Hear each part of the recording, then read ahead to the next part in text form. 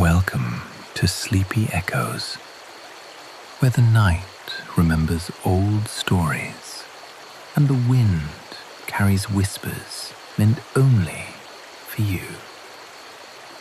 Tonight, I invite you to light your lantern and follow me into the hush between the trees. Let your breathing slow. Let the dark feel soft. Our journey begins now. Story 1. The Boy Without a Reflection. In a town where paint peeled like dead skin and the heat clung to bones, there lived a boy who could not find himself. Not in mirrors, not in windows, not even in still water. His name was Eli. The first time he understood something was wrong, he was 7. He stood on a stool in his mother's bathroom, chin barely above the sink. The mirror showed toothpaste smears, a rusted faucet, the pale wallpaper peeling at the corners. But no boy. He lifted his hand. The towel behind him did not move. His mother called from the kitchen. "Eli, quit playing with the light." "I'm not," he answered. She never came to look. After that, he stopped mentioning it. At school, he learned to watch people's eyes. They slid past him too easily. Teachers forgot to call his name. Once, during a class photo, the photographer frowned and said, "Strange, feels like someone's missing." Eli stood in the center of the front row. When the prince came back, there was an empty space where he remembered standing. That night, he walked to the creek. The water reflected stars, but not him. That was when the quiet despair began to grow. Not loud, not sharp, but heavy, like mud around his ankles. Years passed. The neighbors whispered, "Child of fog, swamp-marked, spirit-touched." Eli stopped correcting them. If the world would not see him, perhaps it was because he did not belong to it. Then came the lantern. It swayed between the cypress trees one night, gold against the suffocating grey. Not hung, hovering, breathing light in and out. Eli did not feel fear. He felt seen. When he stepped forward, the lantern brightened. When he hesitated, it dimmed. "Come," the swamp seemed to murmur, though no voice formed the word. Mud pulled at his shoes. Mosquitoes whined at his ears. The air smelled of rot and sweet decay. The deeper he walked, the quieter the world behind him became. The lantern led him to a pool black as spilled ink. For a long moment, there was only darkness. Then, a boy appeared in the water. Not quite his face, but close. Eyes too steady, smile too knowing. The reflection blinked first. Eli staggered back. "You're not me," he whispered. The water did not ripple. "No," the swamp answered, not in sound, but in certainty. The image leaned closer to the surface. It was a version of him unignored, unforgotten. A boy shaped by moss and mist instead of dismissal. A boy the world could not erase because he was never of it. "You were never meant for their mirrors," the presence seemed to say. Eli thought of the class photo, the bathroom sink, the way people's eyes slid past him like he was already memory. Something inside him loosened. "Then where was I meant to be?" he asked. The lantern flared. The reflection smiled, and for the first time in his life, Eli felt seen. Not by the town, not by his mother, but by something ancient and patient. The swamp did not forget. The swamp kept everything, even the things the world refused. Eli reached toward the water. This time, when his fingers touched the surface, the reflection did not shatter. It reached back.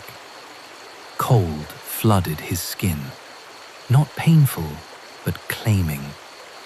The boundary between flesh and fog thinned, softened. Behind him, the path dissolved. Ahead of him, the cypress trees bowed like witnesses. When he stepped forward, the water did not ripple. It opened. The lantern drifted upward and went dark. The next morning, the town carried on as it always had. The heat clung. The paint peeled. No one remarked on the missing boy. There was no empty seat, no forgotten name, no gap in photographs. It was as though Eli had always been less than rumor. But in the swamp, something moved differently now. Travelers sometimes glimpse a shape between the trees, a boy outlined in gold light, eyes steady, watching. If you lean over the black pools at dusk, you may see your own reflection hesitate, and behind it, another face, calm, patient, certain. The swamp remembers what the world discards, and sometimes it keeps it. Thank you for joining this moonlit journey. If you'd like to unwind with more tales each week, light your lantern and subscribe. For now, blow out your lantern. We will meet again. Where the river forgets. Act 1. The river that ain't natural. The river ain't natural. Folks round Mercy Hollow will swear it's just water. Black from cypress tannin, slow from summer heat, bending lazy through moss and mud. But rivers don't forget. And this one does. Or maybe it remembers too much. Mercy Hollow sits low in Georgia. Heat thick, cicadas drone. Once proud with cotton mills, a railroad spur, a church steeple accusing heaven. Now, windows gape, roofs sag, juke joint smells of mold and regret.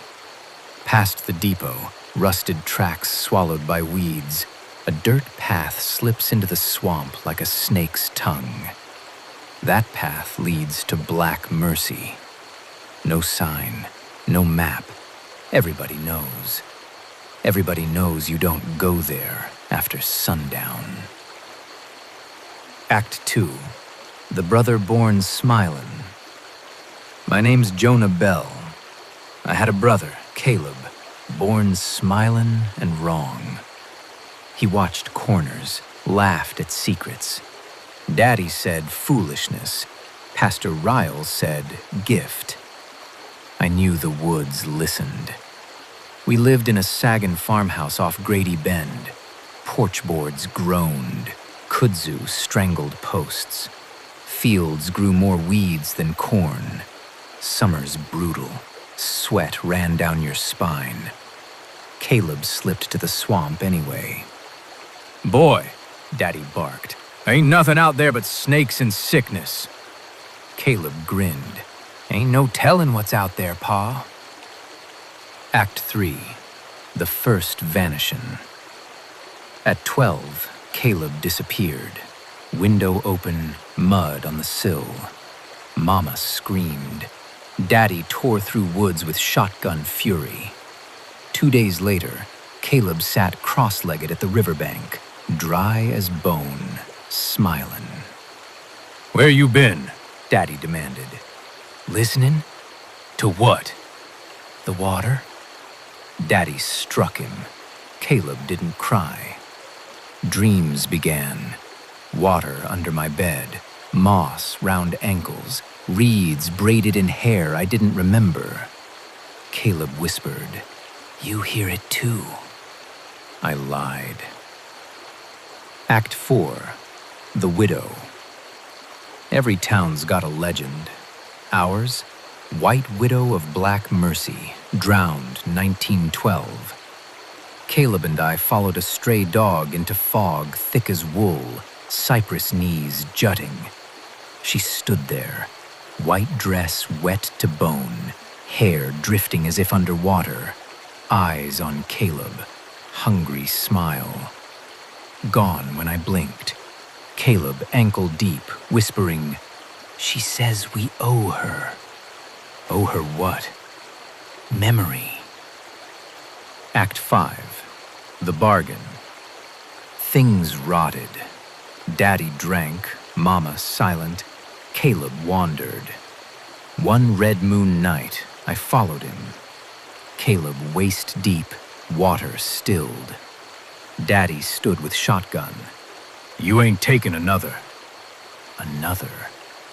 Years later, I learned of Daddy's sister Eliza, drowned at 13. When Caleb was born wrong, Daddy took him to the river. "Take it back." Water rose. Another. Daddy refused, but the river left a mark. Act 6. The Second Loss. Caleb vanished at 18. Only boots found. Mama silent. Daddy rotted. I stayed. August night, 3 knocks. Caleb dry as bone, same grin but wrong. Shadow lagging, damp air following. "Where you been?" "Downriver." "There ain't no downriver." "There is if you remember it." Act 7. The Hollow Beneath. Caleb said the river folds. Beneath lies a hollow where drowned walk and forgotten wait. "She wants you." "Who?" "The widow." Daddy's bargain unfinished. Debts fester. "And you?" "Borrowed." Memory shifted. I remembered pushing Caleb, head cracking rock, blood in mud. But he was found dry. Or maybe not. Maybe only boots. Maybe I've been alone longer than I know. Act 8. The Reckoning. Last night, Caleb took my river-cold hand. We passed depot, sagging juke joint, crooked graveyard. Fog thick, moon red. She stood there. "You remember now," whispering. Fog peeled back, my hands on Caleb, my shove, his fall. Crack. Silence. I killed him. Daddy knew. That's why he bargained. Not to save Caleb, but me.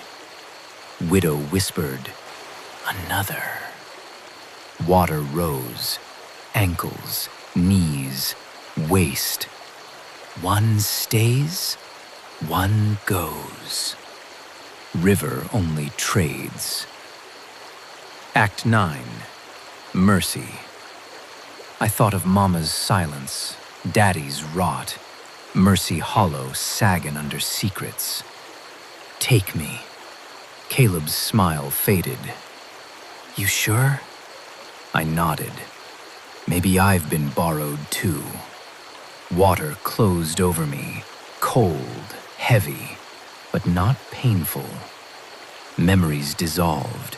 Mama's laugh, Daddy's anger, Caleb's grin. Last, I saw Caleb on the bank, alive, whole, shadow moving right. Widow leaned close. Mercy. They say Jonah Bell walked into Black Mercy at dawn. Caleb Bell came back quiet and changed.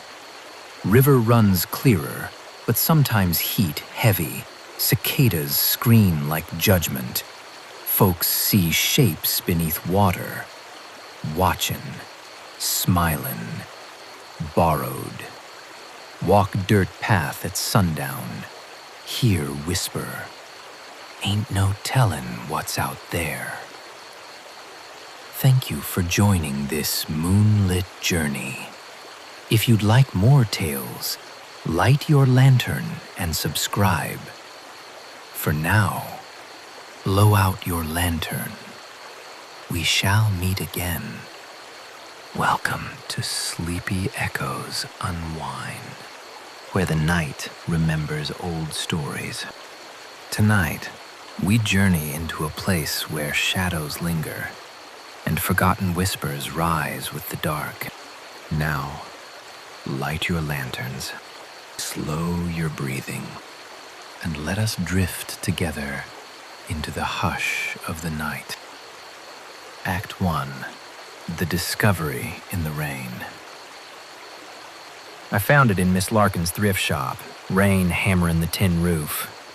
Small, brass, ornate, no label, no note, just a key. I wound it. Sweet little melody. Felt familiar, but stranger than a cat talking back.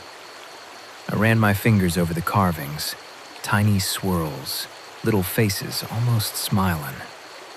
That night, I woke. Same tune. Not from the box, no sir. It was under my pillow.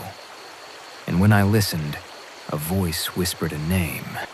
Tommy Lee, 5 years old, talks to shadows, eats dirt when mama ain't looking, hums lullabies no one taught him, makes friends with dust bunnies and counts the raindrops outside his window.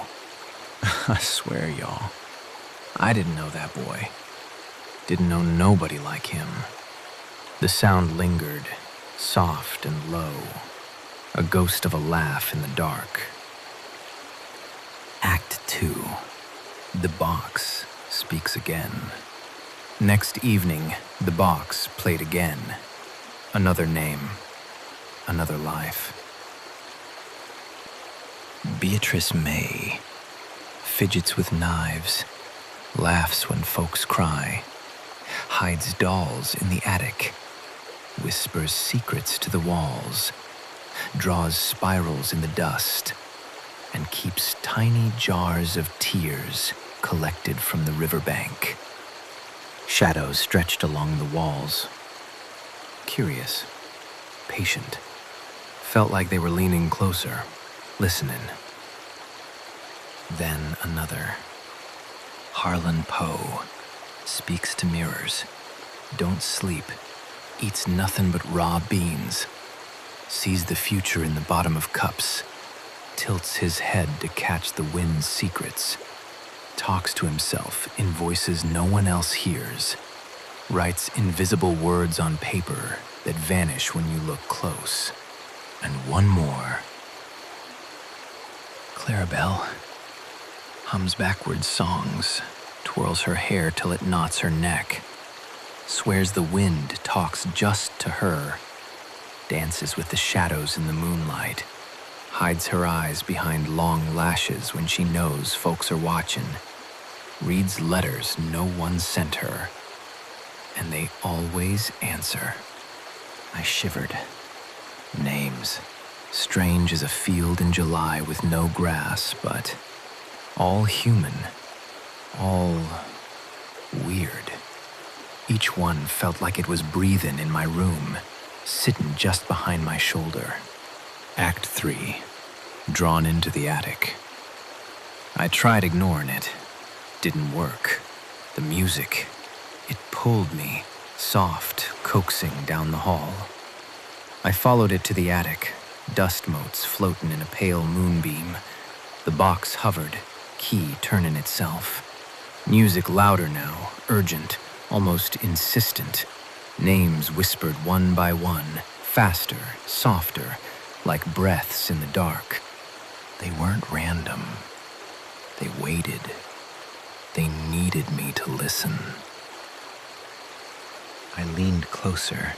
Shadows flickered. Shapes began to form. Faces, not quite real, smiling, watching me. Act 4. Into the souls of the names. Tommy Lee. His little hands draw imaginary maps in the air. Every shadow he meets is a companion. Every creak in the floor a conversation. The dirt he eats, he swears it tastes like his dreams. I felt a shiver, imagining him in my own body, thinking like that.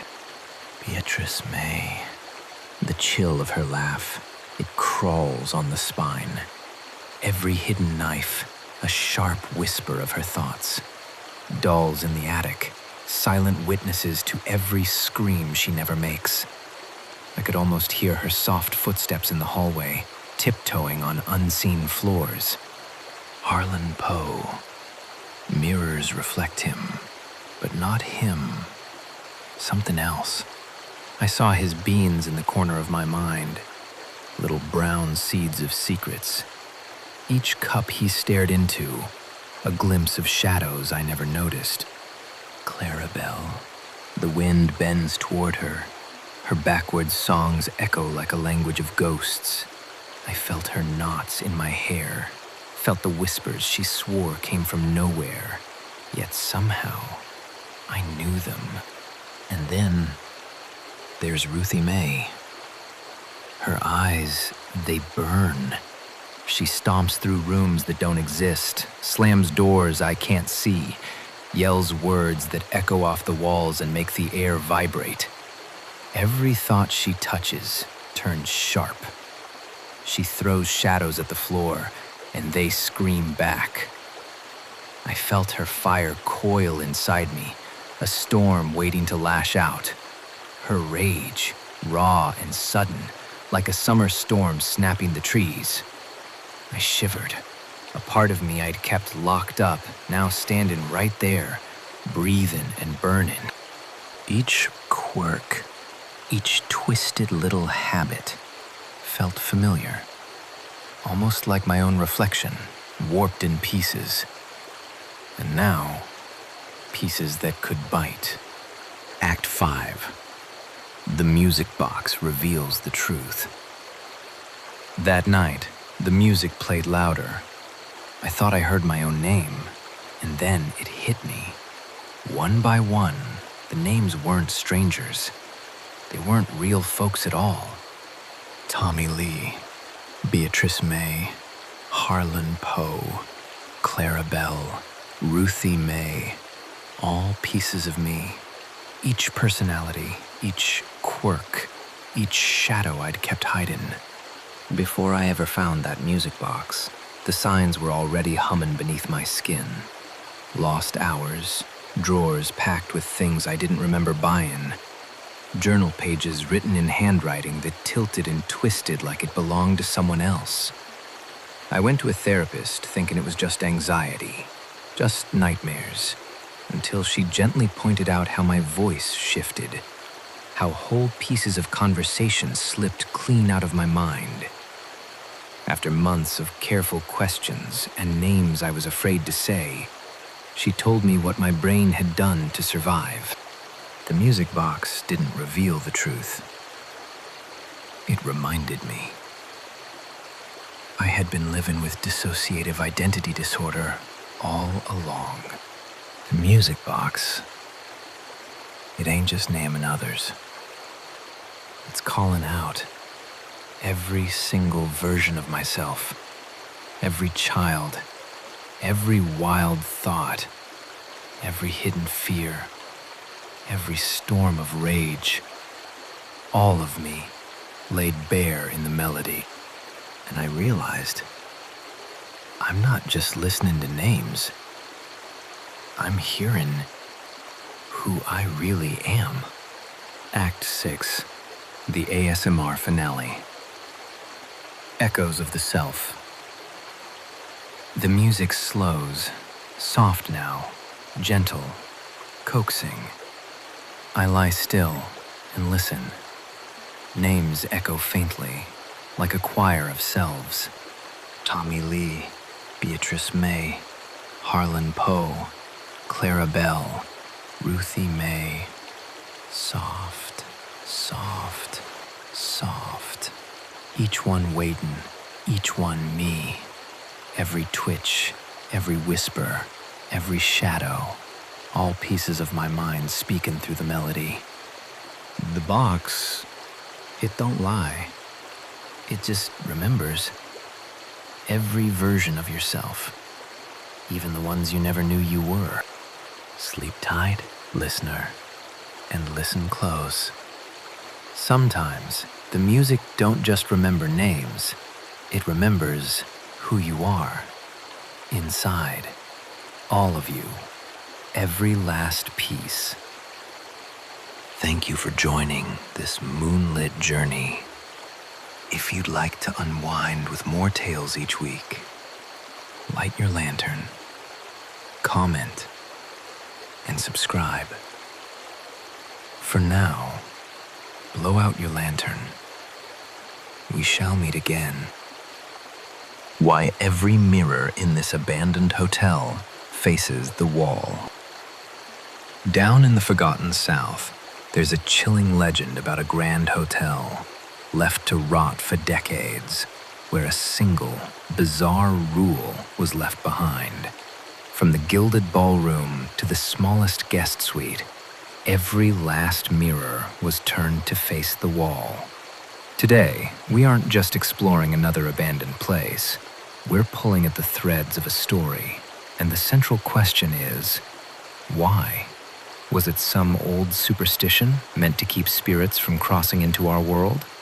Or was it to hide a secret so disturbing the staff was forced to keep it? A secret that has nothing to do with ghosts and everything to do with the dark corners of the human mind. Welcome to Sleepy Echoes Unwind, where the night remembers old stories. Light your lanterns, slow your breathing, and let us drift together into the hush of the night. Section 1. The Legend of the Sundown Protocol. Like any great mystery, this one starts with a story whispered on the humid air of the Mississippi Delta. The legend tells of a place called the Oak Haven Grand, a jazz-age jewel that supposedly shut its doors for good in the early 90s. But it wasn't money problems that shuttered its windows. It was something the staff called the Sundown Protocol. The story goes that as dusk fell, staff had to walk the halls and systematically turn every single mirror to face the wall. No exceptions. Every night, the entire hotel would plunge itself into a strange, reflective blindness. As you can imagine, two very different theories popped up to explain this ritual. The first, and the most popular, is pure ghost story. It's a belief you can find in cultures all over the world. Mirrors have long been seen as more than just glass. They're liminal objects, thresholds between worlds. Ancient Romans believed a mirror could literally trap a piece of your soul.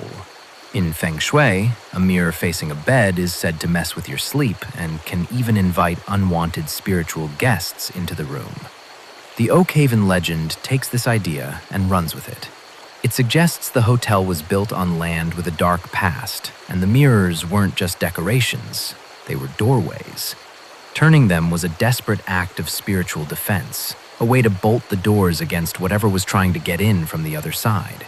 You can find similar ideas at the real-life Stanley Hotel, the inspiration for The Shining, where some claim that opposing mirrors create a powerful spiritual vortex. The Sundown Protocol, in this version, was the only thing keeping guests safe from the things that went bump in the night. But there's a second theory. It's way more grounded and, honestly, maybe even more disturbing. This theory says the protocol had nothing to do with ghosts. It was about the guests. It hints that something was happening to people when they stared at their own reflections in the hotel's dim, moody lighting. The staff weren't trying to keep spirits out. They were trying to keep a horrifying secret in. A secret about what the guests were seeing in the mirror and what it was doing to them. This is the version of the story that's harder to prove, but it points to a kind of psychological madness that forced an entire hotel to blind itself. Section 2. Investigating the theories. So, how do you even start to investigate a legend? You look for patterns, for real-world examples that could explain why such a weird, specific story would even exist. If the ghost story is true, we should be able to find similar rituals somewhere.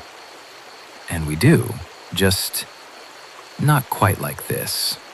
The practice of covering mirrors is most commonly tied to mourning. In Victorian England, when someone died, mirrors in the house were often draped in black cloth. This was partly from a belief that the soul of the dead could get trapped in the reflection, unable to move on.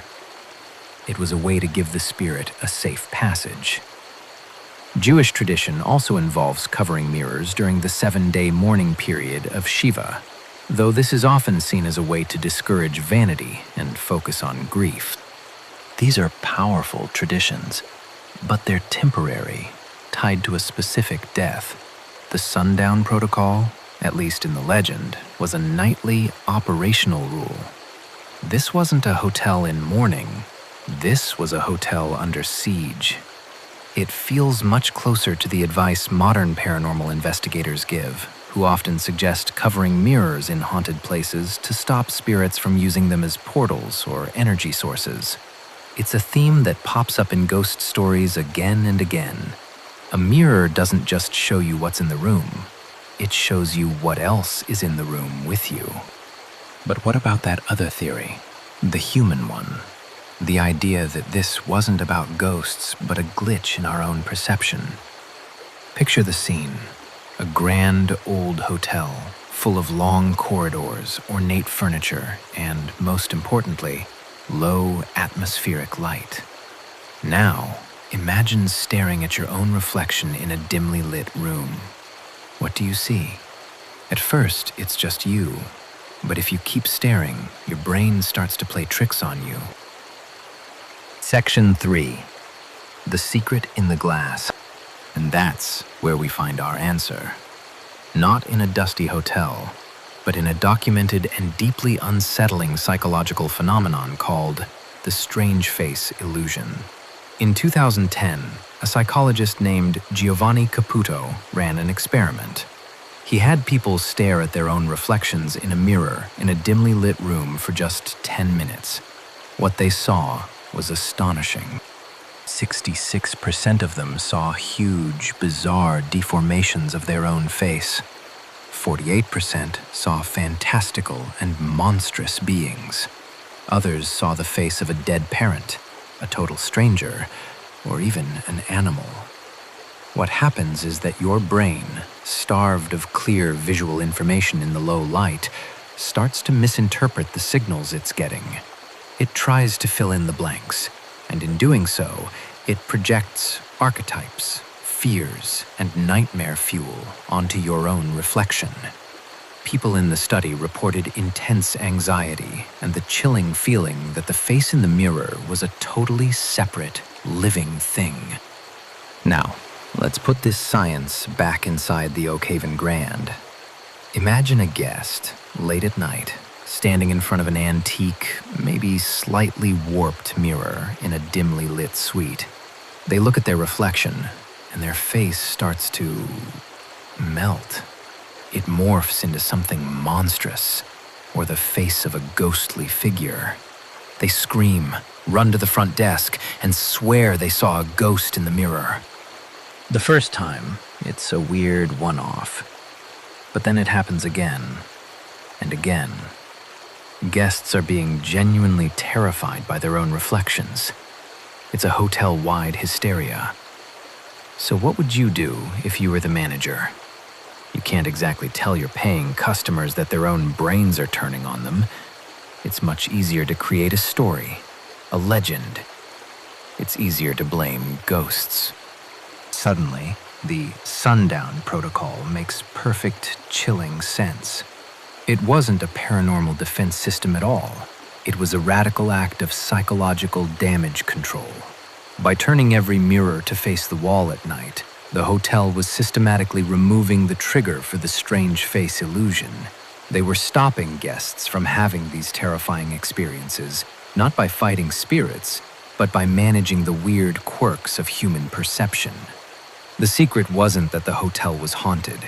The secret was that, under the right conditions, our own minds can create horrors more terrifying than any ghost story. The staff weren't just hiding a secret, they were protecting the guests from themselves. Question. So what do you think? What's the real story behind the legend? Is it easier to believe in ghosts, or in the unsettling idea that our own minds can trick us so completely? Let us know your theory in the comments. And if you find these deep dives into weird mysteries as fascinating as we do, make sure to subscribe and hit that notification bell so you don't miss what we uncover next. The conclusion. In all likelihood, the Oak Haven Grand Hotel and its sundown protocol exist only in the world of folklore. There's no public record of a hotel with this exact story, but that doesn't make the legend any less powerful. It's a story that sticks with us because it hits on two of our most basic fears, the fear of the supernatural and the fear of our own minds. Whether the mirrors were turned to block ghosts or to prevent terrifying optical illusions, the goal was the same: to stop people from seeing something they shouldn't. The legend forces us to ask, what's more frightening? A portal that could let spirits into our world? Or the realization that a portal to monstrous apparitions already exists inside our own brain, waiting for little more than a dim room and a mirror to open? The hotel may be an empty ghost of a story, but the secrets it was built to hide are still here, reflected in the one place the sundown protocol could never reach: our own unsettling imagination. The truth is, sometimes the most haunted room isn't in an abandoned building. It's the one right behind your eyes. When the hands freeze, a tale of time and death.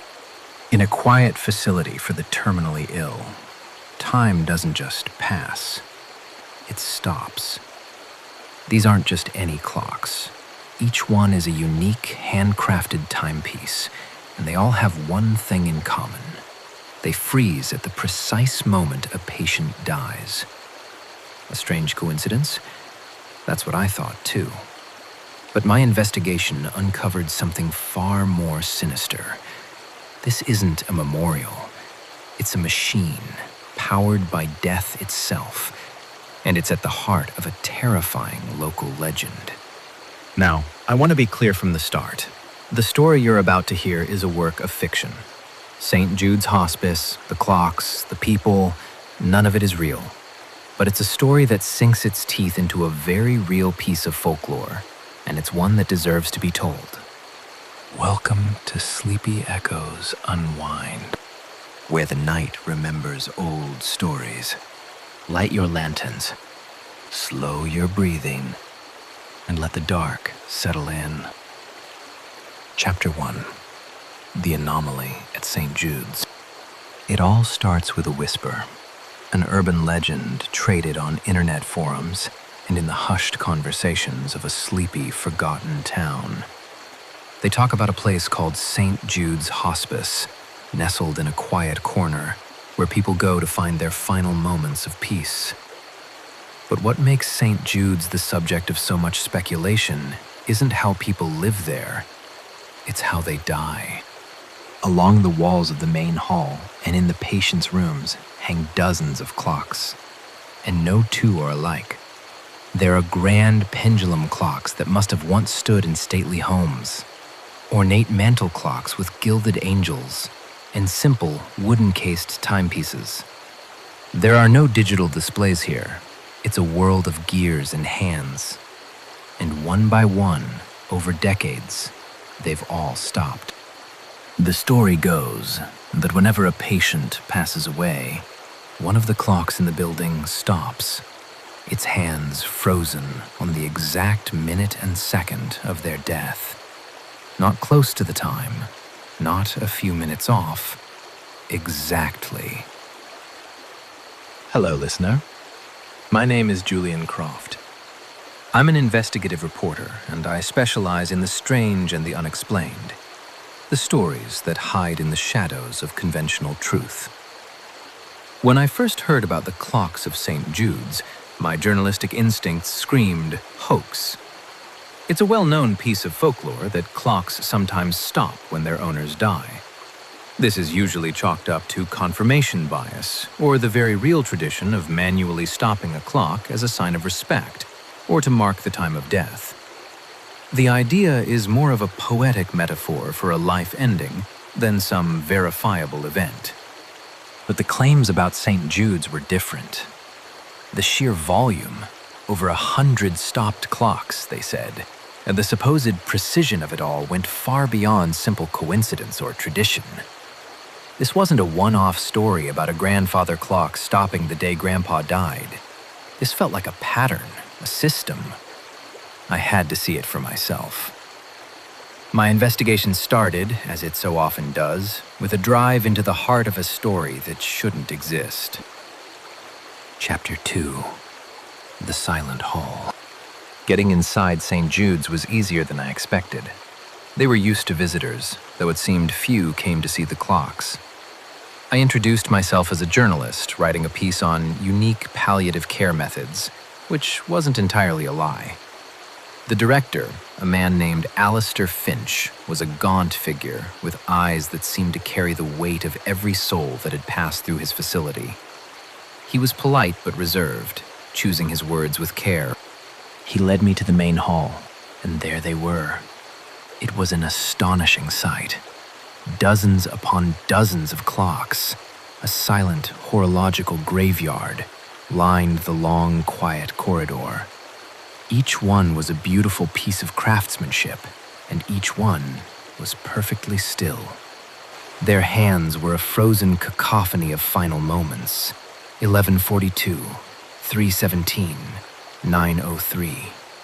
Some were covered in a thin layer of dust, their silence decades old. Others looked as if they had stopped only yesterday. A touching tribute, I offered, just to test the waters. Finch gave a slow, deliberate nod. Each patient is unique. Their final moment is their own. We like to acknowledge that. I pointed to a particularly intricate clock, its pendulum shaped like a silver feather, stopped at 2:22. And these just stop on their own? Mechanical failure at the precise moment of death? Over 100 times? A thin smile crossed his lips, but it didn't reach his eyes. It's a local phenomenon, an old story. We don't question it. We just see it as a small, strange comfort. But this wasn't comfort. It was a statistical impossibility. The numbers just didn't add up. My next stop was a former nurse who'd worked at St. Jude's for over 20 years. She agreed to speak with me, but only anonymously, and far from the hospice grounds. "We were told not to talk about it," she said, her hands trembling around her coffee cup. "Finch said it was a private matter, part of the hospice's character, but it was more than that. It was unsettling. We'd hear a patient had passed, and then, a few minutes later, one of us would notice it. Another clock in the hall had gone silent. Always. Without fail." She's the one who told me that all the clocks came from the same place. A long, closed workshop on the edge of town. A place that, according to local legend, had a dark history of its own. It was the workshop of a man named Elias Thorne. And with that name, I wasn't just investigating a curiosity anymore. I was uncovering a legend. Chapter 3. The Legend of Elias Thorne. The name Elias Thorne wasn't in any official town records, but it was woven deep into the local folklore.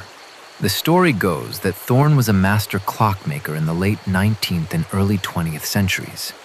He was a recluse, a genius whose creations were said to be more than just machines. They said he didn't just build clocks, he gave them a soul. Finding his workshop was a challenge. It was a dilapidated building at the end of a dirt road, being slowly reclaimed by ivy and time. The door was unlocked. Inside, it was like stepping into a frozen moment. Half-finished clocks lay on workbenches, covered in a thick shroud of dust. Gears and springs were scattered like metallic bones. It was in a back room, hidden beneath a rotten floorboard, that I found it. The Thorne Journal. The script inside was elegant but frantic. Elias Thorne wasn't just a clockmaker. He was a self-proclaimed student of chronometric harmonics and sympathetic resonance, fields of study that don't actually exist. He believed that strong emotional events, particularly the final, potent energy released at the moment of death, created a resonance, a wave that could be captured. His early entries were filled with theories and diagrams of escapement mechanisms and pendulums designed not just to keep time, but to listen to it. He wrote, "The world is full of echoes. A life lived is a vibration in the fabric of existence. The final moment, the cessation of that vibration, is the loudest echo of all. A conventional clock merely tracks the river of time. I will build one that can feel the ripples." But as I read on, the entries grew darker. Thorne wasn't just observing these ripples. He believed he could harness them. He wrote of a focal instrument, a master clock that could synchronize with his other creations. His theory was that when one of his specially crafted clocks was near a death, its mechanism would resonate with the finality of that moment and stop. This act, however, wasn't passive. He called it chronometric siphoning. The stopped clock didn't just mark the moment, it absorbed it. It drew that final spark of energy into itself and transferred it, through some unseen network, back to the focal instrument. The last page of the journal held a frantic, terrifying sketch, a monstrous, complex clock. Below it was a single, chilling sentence. "It must be fed. The town's prosperity depends on it." Chapter 4. The Revelation. The pieces clicked into place with a horrifying certainty. St. Jude's Hospice wasn't chosen by chance. It was the harvest field. The terminally ill were not just patients. They were the unwitting fuel for a machine that fed on their final seconds. St. Jude, after all, is the patron saint of lost causes and desperate situations. I went back to the hospice, the journal heavy in my bag. I found Mr. Finch in his office, where a single ornate clock was ticking softly on his desk. It was the only working clock I had seen in the entire building. I laid the journal on his desk. He didn't even look surprised. He just sighed, a long, weary sound. "I wondered if someone would piece it together one day," he said. "The Thorne family pact is a burden my family has carried for generations." "This is monstrous," I said, my voice barely a whisper. "You're using these people." "Using them?" Finch's expression hardened. "Every patient here receives the best care imaginable. They are comfortable. They are at peace.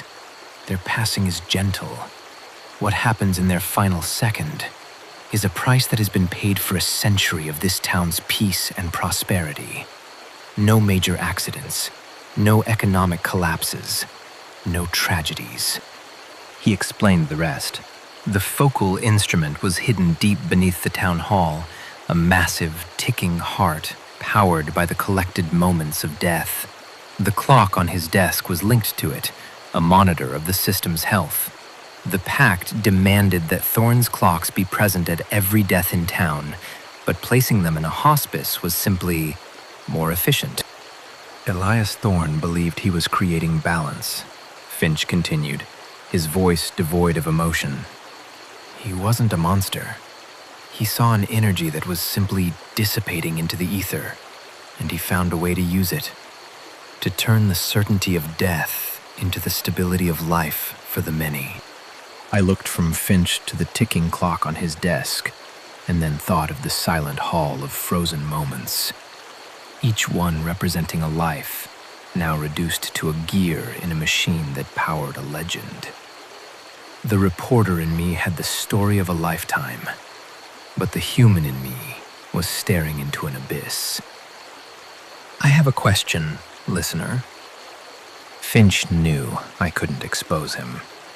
To do so would mean unraveling the very fabric of the town, testing a century-old legend and risking whatever malevolent force, or simple chaos, Thorne's machine was holding at bay. So, what would you do? If you discovered a secret like this, would you expose the horrifying truth for the sake of justice? Or would you protect the peaceful lives of thousands built on a foundation of harvested seconds? Let me know in the comments below. The conclusion. I left St. Jude's and never wrote the story. The truth was too complex, the consequences too unknowable. The legend of Elias Thorne, Mr. Finch, and St. Jude's Hospice remains just that, a ghost story whispered in the quiet corners of a town that is just a little too peaceful, a little too lucky. I'm left with the burden of this knowledge, changed by an investigation that led me to the place where time itself is currency. The clocks at St. Jude's remain silent, each one a monument to a final breath. They stand as a testament to a terrifying system, a reminder that some legends are born from truths we aren't meant to understand. And somewhere, deep beneath the town, a great clock continues to tick, fed by the seconds that were never meant to be saved. The question that haunts me isn't whether the clocks will ever start again, but what will happen on the day they finally run out of time. Thank you for joining this moonlit journey.